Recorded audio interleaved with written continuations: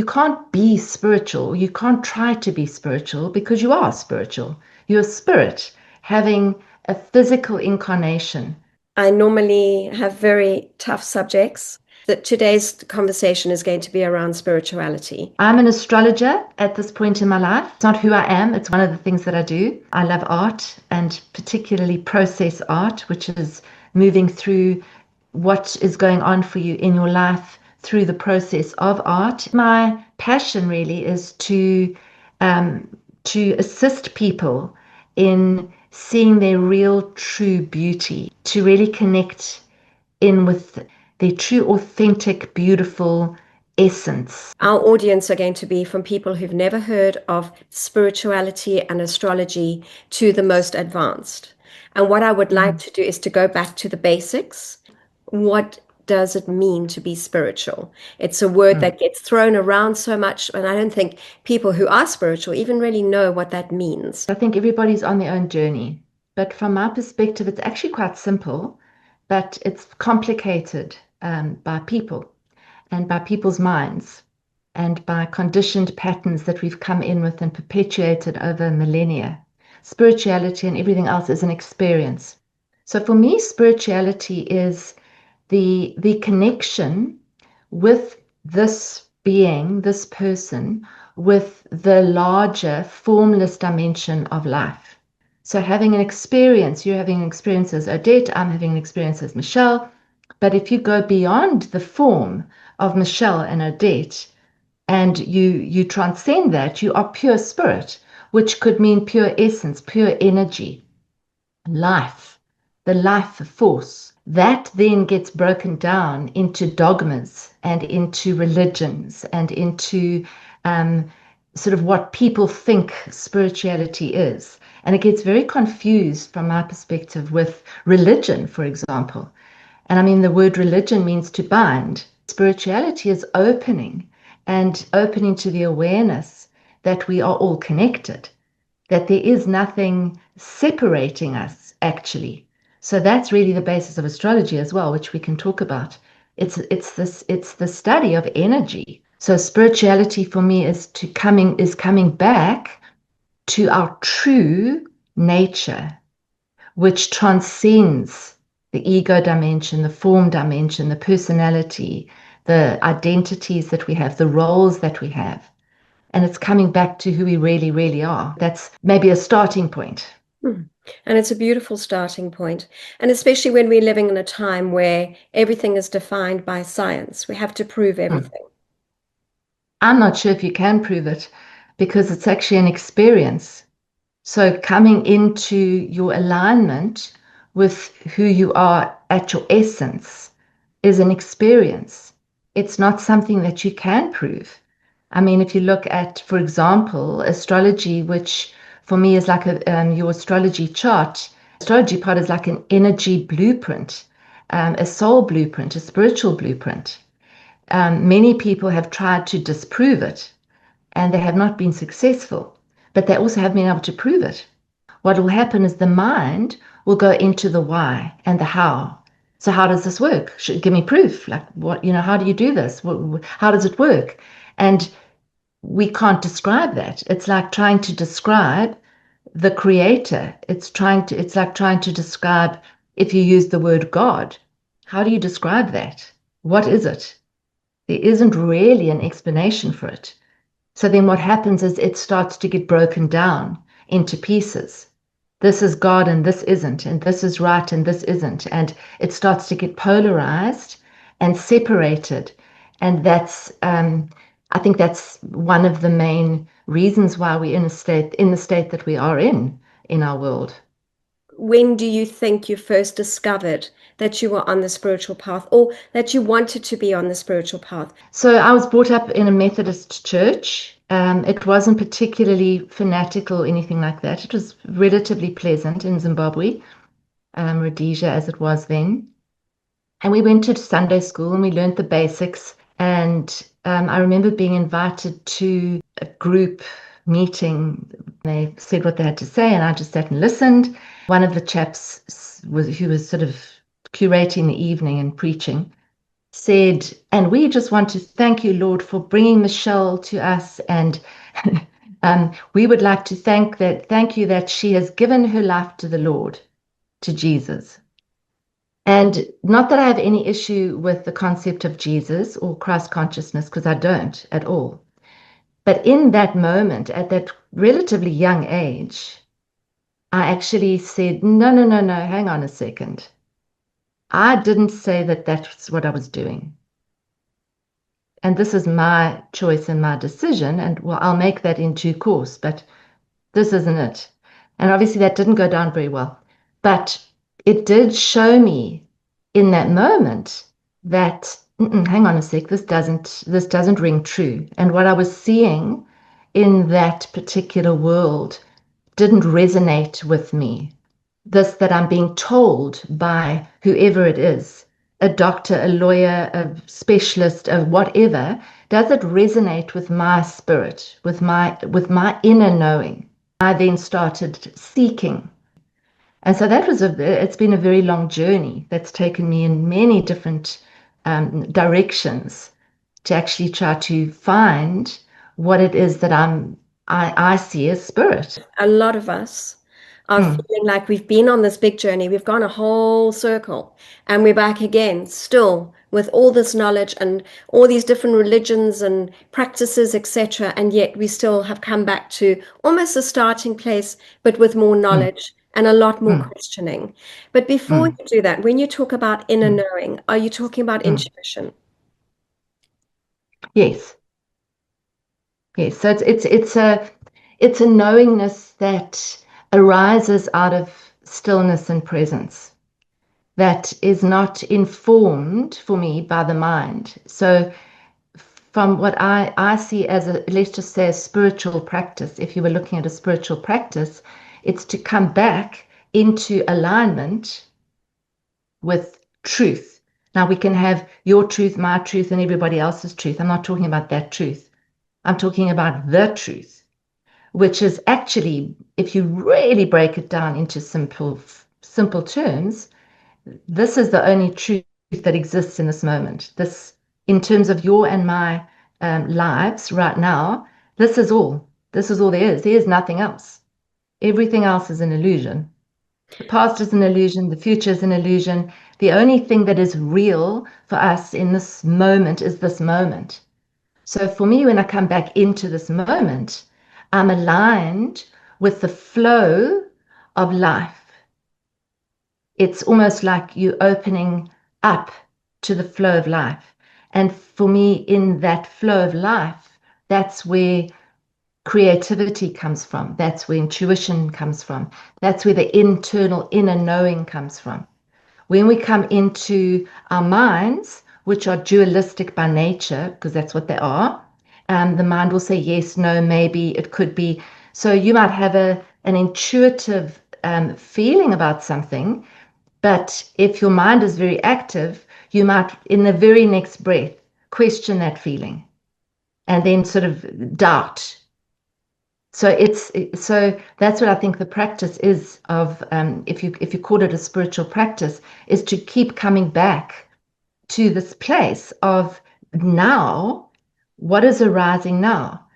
And it can get a little confusing because a lot of people will say intuition is feeling, but feeling is often something that arises from the mind. Yes. So you have a thought and then you have a feeling and then you trust the feeling, but the feeling isn't actually pure intuition. So when there's pure intuition, when there's a pure knowing, there's just a knowing. You just know that this is something you have to do.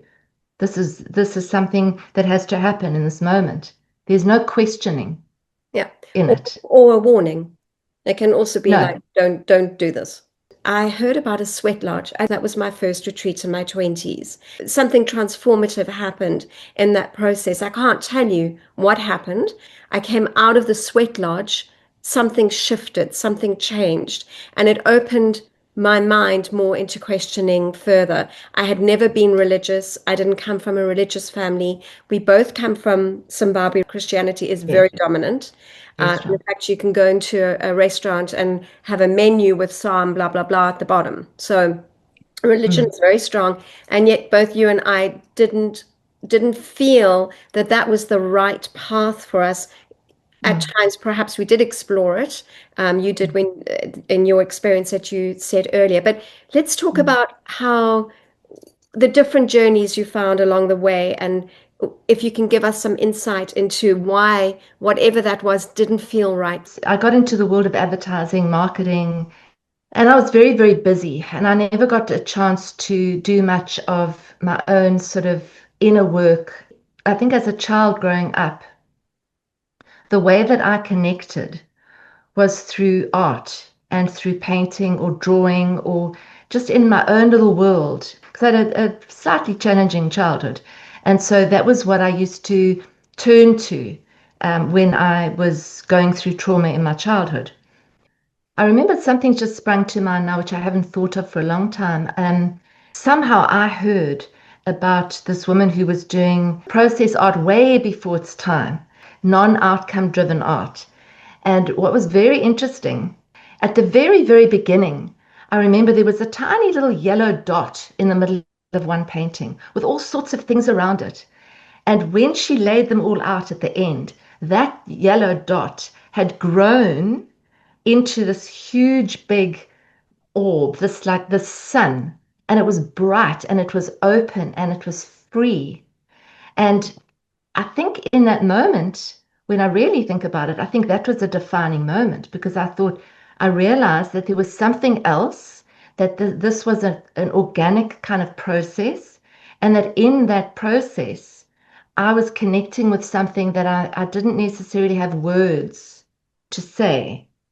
I couldn't have described that, but I knew that there was an essence, and it was almost like this essence that was there in the beginning, but constricted, was eventually able to blossom. So I think that's been a very defining thing in my life, which I've never spoken about. So it's interesting that that came in when you asked me. And then I think out of that, I started looking and I started reading. I think what we've all done. I started reading all sorts of different things. I mean, back in the day, I read a lot of and listened to Carolyn Mace, Energy Anatomy, dealing with energy. What is energy? How does it work? And then that took you into the chakras and the energy systems, and that led me to other books. So there were very defining teachers along the way who just started to change my perspective. I know Conversations with God came up. That I read as well. So they were all little markers. And all that over that time, I was very interested in astrology, but I didn't have the wherewithal to do it. In fact, I started doing an astrology course way back then when I in my early 20s. But it was all about drawing the chart up and dividing it up into a circle. It was very mathematical. And I just didn't have the bandwidth to do it then. I was too busy. And so I let it go. And then much later in my life, I studied it, properly. But all the way along, I would actually look at it and say, but how does this work? It's so intriguing. And let's just call it the creative, expressive side of life, which for me felt like that was my connector. It connected me to this formless self or to this non-verbal thing that I couldn't speak about. It didn't have a name. And I didn't feel that it was connected to one particular guru or one particular master or one particular religion. I felt it to be the life force that kind of permeated everything. And then it eventually led me to Findhorn Foundation. Belly dancing is my go-to. When I'm Mm. dancing with women, I see like a bud and then it opens and I get these snippets of their essence. And then Yes. the ego comes back in and they're like, oh, I shouldn't be doing this. Am I doing this wrong? Da, da. But occasionally I get that blossom. And that is Mm. why I keep doing it, just to see that amazing opening. Can we Mm. go back to the sun and go back to Mm. art? When you are in Mm. that process of creating, Mm. when you are Mm. painting or whichever medium you are using, can you Mm. describe what that feels like and what happens to time? Mm. Oh, yeah. Yeah, so time completely dissolves and disappears. because I mean, I can be so immersed that I won't think about eating or drinking or doing anything else. So time for me doesn't exist. So let's just say I arrive at a place and I'm feeling anxious or frustrated or sort of electrified and I'm feeling out of sorts, then I would allow myself to paint that out or to sculpt that out in a piece of clay. Or if you like, dance it out or shake it out. Or so you're being 100% present for what it is that's arising, and you're giving that form, you're giving that a sense of form. So you're getting it out. And so it's not about an outcome, it's about a process. So you're processing. And I've noticed that in my journey and through people very similar to you with your belly dancing, is to see people processing through something and emerging out the other side is incredible. It's without words, without judging, without analyzing, without strategizing, without trying to understand it. Like, why did you paint that? It doesn't matter. It doesn't matter. It's irrelevant. That particular kind of art. It's energy. You're working with energy, and you're allowing somebody to feel what they need to feel and get it out. Because so often we are not allowed to feel that. We're told to not feel that and pull yourself together and don't have that frustration. And if you look at a child will do that. A child will get it out and then it's gone if they're not suppressed. When we were small as children, they are themselves. They are what they think, and they always say, out of the mouth of babes, they just say the truth. That's Exactly. we're conditioned to not to change all of that. And I found a photograph, one of the earliest photographs I could find of myself, of me talking to myself in the mirror. And it's one of my earliest memories. I would look in the mirror and I was kiss myself and, oh, I love you so much. And then we get conditioned to not even want to look in the mirror anymore and hate that reflection. When we Mm. are in that space of whether we're dancing, painting, whatever our way is of expressing ourselves, what happens to time? Well, time's a construct of the mind. So time is not even real. And we put so much attention on time. Everything's about time. I was once asked to do a painting for an exhibition, two paintings. And because I was so busy, I didn't do them until the last minute. And I remember standing in front of my easel and thinking, I'm never going to get this done. I've got 2 days to do two paintings.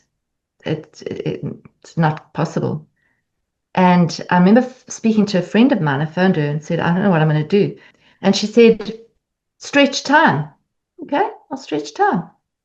This is how powerful we actually are, which we also have been conditioned to believe that we're not. And I remember standing in front of the painting and asking for guidance and help. And when I'm saying I'm asking for that, I'm putting myself into an alignment with my the all that is, the formless dimension, the spiritual realm, the God force, whatever you want to call it. I think it was 10 o'clock when I started, and it was around 2:30 when I stopped and I stepped back and I was finished, the painting. Now that would never, it didn't take me 4 hours to paint that painting. In real time, in the time that we know it did, but it stretched. It stretched because it's not real. So I think time is a very fascinating thing. And I notice that a lot when I'm editing. I often question, where have I been? Because one thing I Mhm. know is that my editing, my dancing, whatever it is, my forms of expression, there is something else that comes through me. Something comes from within, out of me. I am a conduit, a vessel for whatever I do. I like to believe that because whatever I'm doing, I'm hoping is going to make an impact. I also question after my dreams. I dream and I know Neptune, and we're going to be talking Mhm. about the planets, but I know Neptune is really in full force at the moment. And I wake up in the morning and I'm like, first of all, I don't want to go back. I love where I've been. Where have we been? Where do we go to when we sleep? When we dream, where do we go? I know. I often ask that. But I just felt there that, when you're in that beautiful state of creation, whether it's editing or dancing, when we're in that state, I feel that that is the actual us. That is the actual you. So when you're in that state of complete alignment with whatever you're with whatever you're doing, you're fully present in the moment of what you're doing. You're fully present. And so you're then, it's almost for me, you're a channel. It's like this tap that we spoke about once, you and I. You've opened a tap. So that is our true essence. And for me, that's what spirituality is. It's that true essence and allowing that true essence to shine out in whatever way that is. But then what happens is the mind comes in and the conditioning comes in and the self-doubt comes in and that pulls us away and time comes in and it pulls us away from that. But it's actually not ever going to pull you away completely because that is who we are.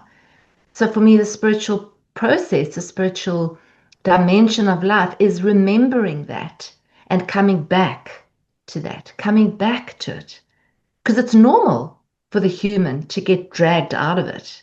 It's normal. It's every one of us does, because we've got very strong minds. But for me, the spirituality is the knowing that you're not that mind, that we have a mind and we have hands and we have bodies and we have roles and we have relationships, but those are not what define us. And so when we start to see who we really are, which often comes through in the arts, in creativity, in expression, because it's the flow. You're in the flow. And I mean, you can see it when someone's dancing and they're in the flow. And you can see it when it's a very technical representation of I better move here now like that. It's very different. The one evokes feelings and it unites us, it draws us in, and the other one is just okay, I'm watching a technical performance or a technical art piece. Not that there's anything wrong with that, but that's very different expression.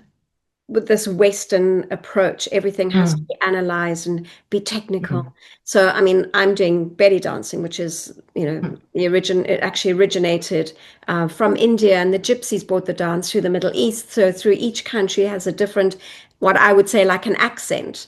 And mm. what is really interesting is if you go to and have lessons by Western teachers, it's all about technique. We've lost so much of the essence of who we are, of what we do, of creativity, of life. Everything has to be controlled and sticking to some sort of agenda and parameters. What I love about the work that we've done with you and John is about that opening. An amazing Algerian dancer called Amal Tafsout, who has Mhm. speaks a lot about shining from your chest. Make the sun shine. Let that open and shine. And it makes such a difference because we have become more closed and we need to open out a whole lot more and not be so afraid to express whatever is inside without that critical judgment of, oh no, we shouldn't say that, oh no, we can't do this. And we're living, of course, in a time where everything we say offends somebody.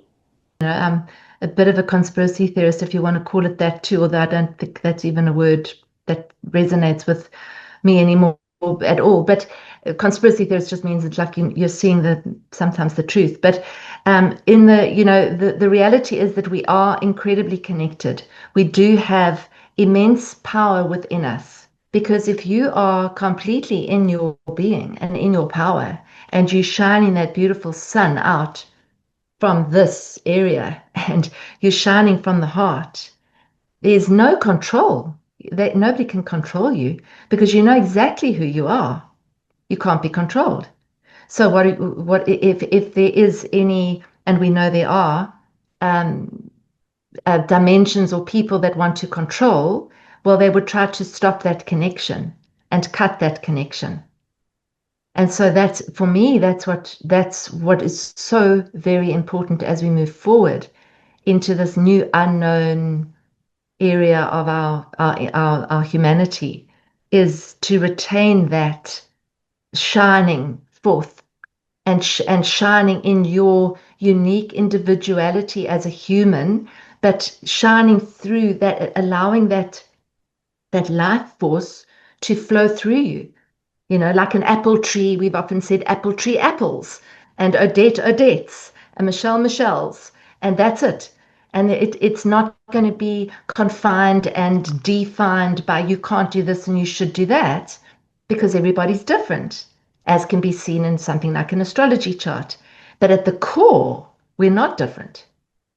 At the very core essence, we are that sun that shines. We are that light. That's the core. And then that gets dimmed and contracted, as you so beautifully said. We contract and we hold and we resist and we protect. And we literally aren't able to just be who we are, because we're trying to conform or please or calm down or dim our light. It gets dumbed down quite quickly, quite early. So About schooling. I mean, schooling is one of them, yeah. and that's exactly what I think the whole thing is about, is to actually try and break the spirit of the person.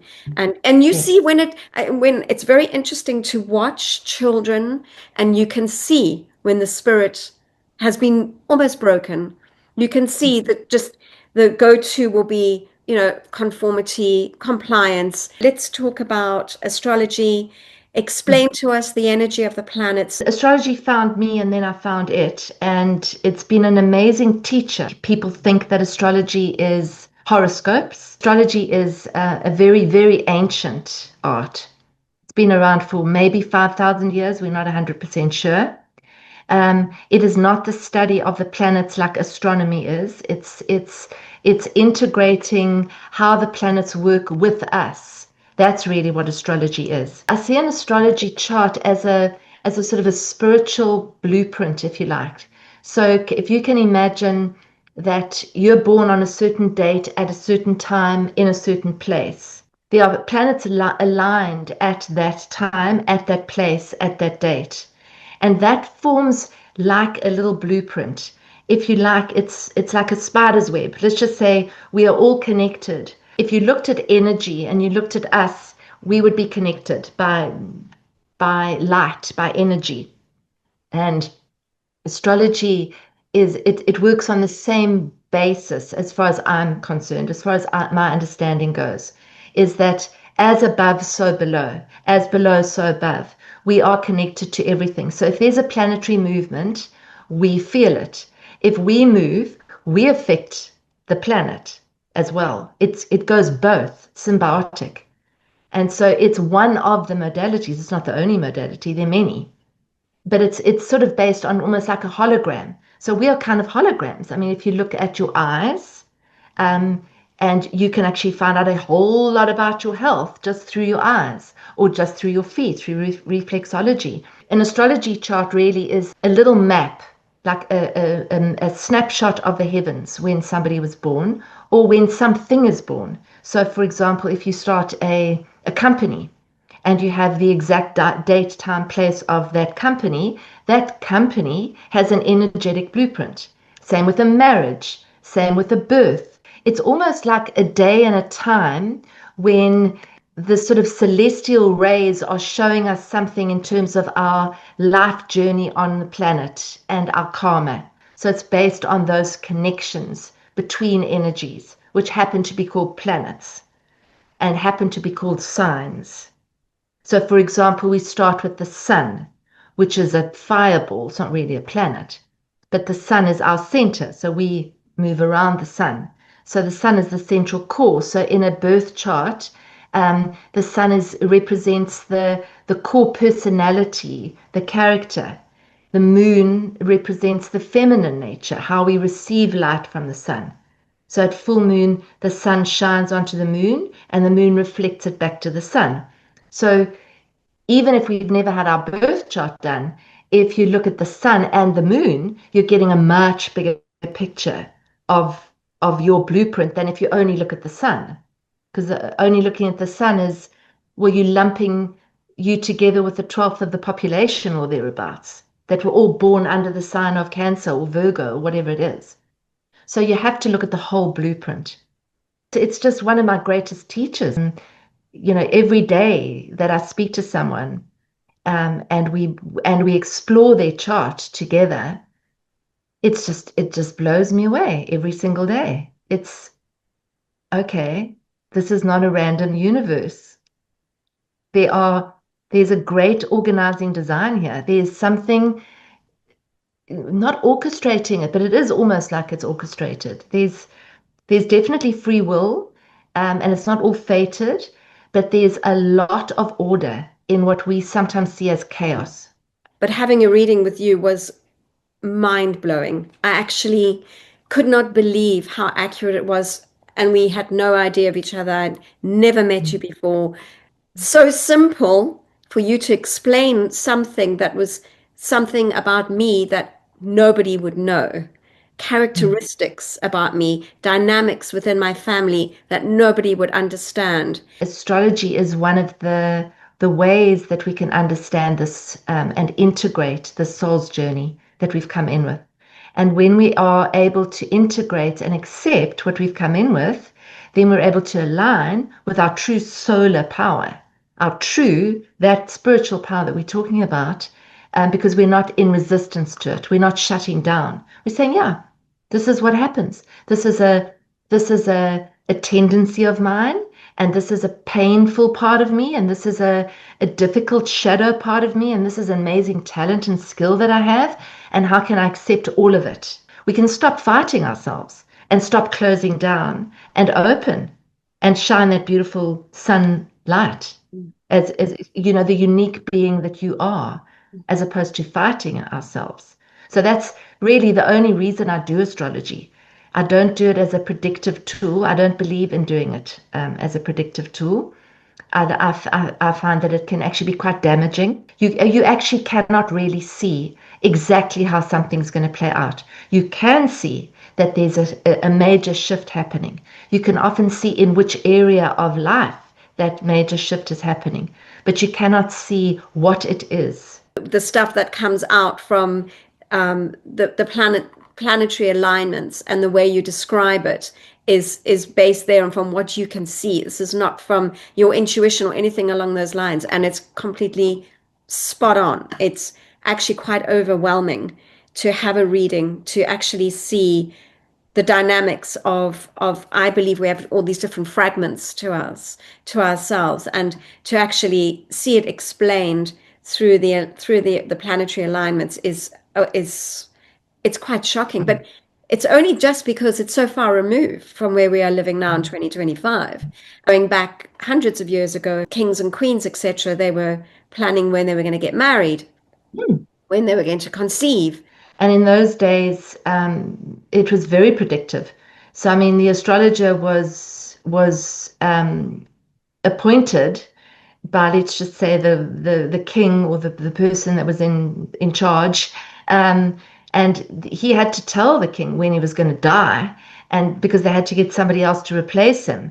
I use the chart as like a gateway in, as a door into a discussion with somebody about their blueprint. And then at a certain point, when you are learning astrology and you're becoming more conversant, it's like an art. You do start to intuit from your interaction based on the chart. Intuition does play a role, but it's more allowing a space for that to flow through. So that's happened later on now. So I've been doing this for 22 years or so. So the intuition comes through, but it's always backed up by what I can see in the chart. I mean, a lot of people sort of say it's such a relief.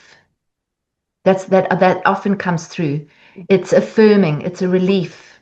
my father died. I saw him about 24 hours after he had died. He was on a trolley being wheeled off for an autopsy. When I got into the room, I had a very limited time because they were waiting to move him, and I was absolutely devastated that I had lost my father. I was completely shocked. It Mm. was unexpected, um, and it took me a while to look at him. I was standing in the room and I just couldn't look. I just couldn't look. And eventually, and I'm going to start crying. And eventually, when I looked at him, um, he wasn't there. It was one of my greatest lessons, a reminder of the soul and of the spirit, because there was this man I recognized. There was this flesh. My mum also passed, and I'd been with her during the day, and then I went home, and they called me and said, "Look, your mom's leaving. She's probably not going to last." And I actually was staying about a half an hour away, so I called a friend who was around the corner, and I said, "Just in case I don't get there in time, can you go and just be with her? Because I might not get there." So I hurried down the mountain, down the hill, and I literally got there like minutes after she passed. So, and I'd been with her all day. So I believe that she didn't want to pass while I was there. I do believe that we had a choice. And the same thing, when I did walk in and she had already passed, it was a shell. We didn't do anything with her ashes until a year later. I was at a very good friend of mine's place. The song came up and we both started singing it because it was like we knew the words. And it was Seasons in the Sun. It was, we had joy, we had fun, we had seasons in the sun. And then it was, Goodbye, Michelle, my little one. Oh, You gave me love and helped me find the sun, etc. So, I mean, and then it's hard to die when all the birds are singing in the sky. And, just that blew me away. I mean, the two of us just sat there and cried buckets.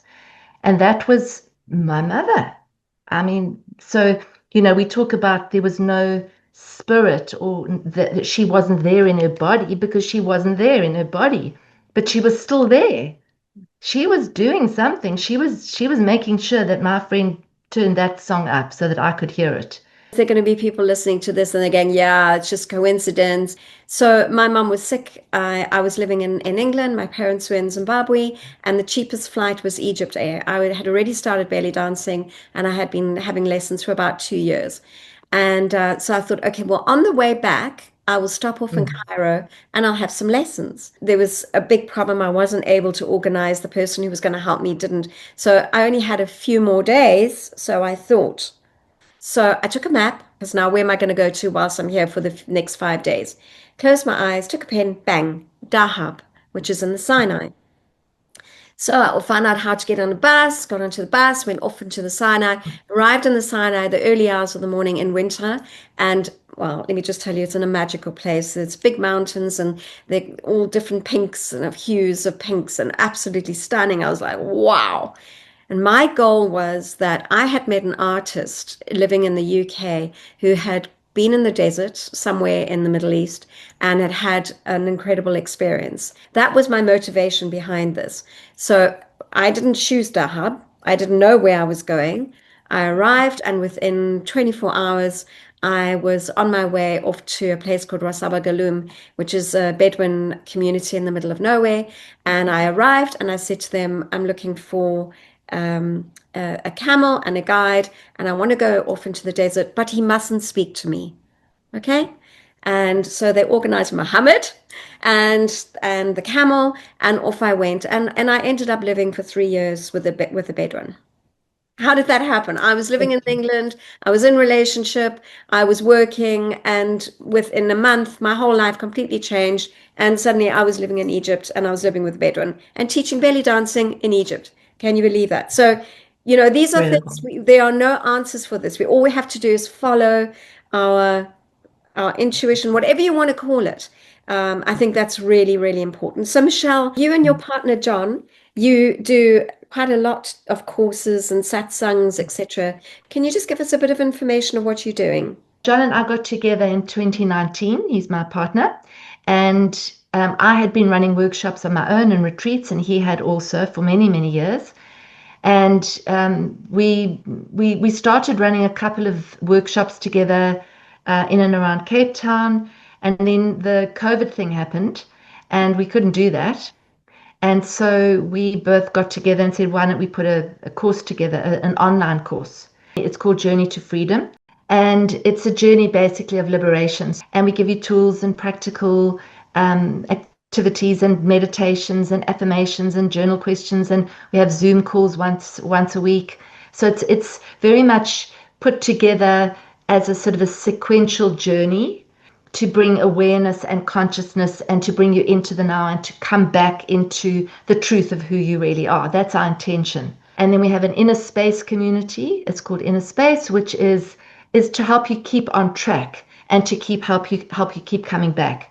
So it's also themed to the astrology of the time, lightly. That was designed to sort of help build a safe place for people to share and to come to and to bring them back if they're going off track.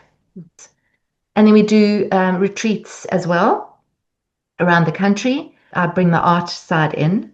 It helps to actually kind of make the teachings very experiential. So John, my partner, he's a very, very good way of explaining very big concepts in a way that can actually shift people. You both bring in very different elements to the course, which is both as powerful as each other. And I'm absolutely loving the meditations, which I still get to keep, which I'm so grateful for. For someone who is beginning their spiritual journey, can you recommend what books they should have a look at? I think Eckhart Tolle would be a teacher that I would read. Power of Now, how it can change your life, living more in the present than in the past or future. When you grasp that, it can change your life completely. Michael Singer, The Surrender Experiment, and The Untethered Soul. There's a teacher called Gangaji, and she's written a book called Diamond in Your Pocket, also beautiful. And they're all on audio as well. The relatively non-dual, simple teachings. They're not teaching you any crazy, complicated processes and ideas and concepts. It's almost like we are undoing that. And I think, what you said earlier, a lot of people are coming back to the starting point. And for me, that starting point is about simplifying it. It's not that complicated. It's here, it's now, and you can return to it. The power of breath, how important is that for us right now? It's the most immediate tool that we have in terms of bringing us back. And so when we go into the mind, we go into anxiety. So we go generally forward into anxiety, or we go backwards into regret, resentment, or whatever it is. And we come back to the breath. The breath will bring us into presence.